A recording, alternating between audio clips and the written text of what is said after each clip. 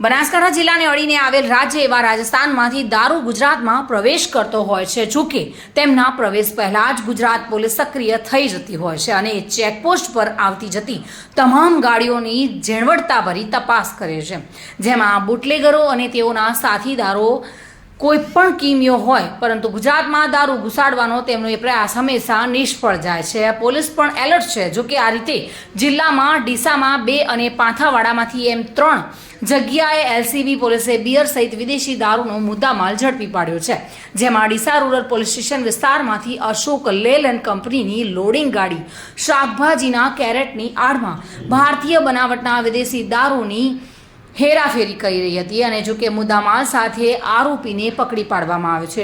Deesa rural police station વિસ્તારમાંથી છોટા હાથીમાં શાકભાજીના કેરેટની આડમાં ભારતીય બનાવટના વિદેશી દારૂ, બિયરની બોટલો, મુદ્દામાલ મળીને કુલ રૂપિયા કિંમત 11,87,000થી પણ વધુનો મુદ્દામાલ સાથે 2 આરોપીઓને પકડી પાડવામાં આવ્યા છે. ત્યારે ત્રીજા બનાવમાં પાંથાવાડા પોલીસ સ્ટેશન વિસ્તારમાંથી પ્રાઇવેટ લક્ઝરી બસમાં ચોરખાનામાં સંતાડેલ ભારતીય બનાવટની વિદેશી દારૂની 432 બોટલો, જેની કિંમત રૂપિયા 47,520 જેટલી હતી.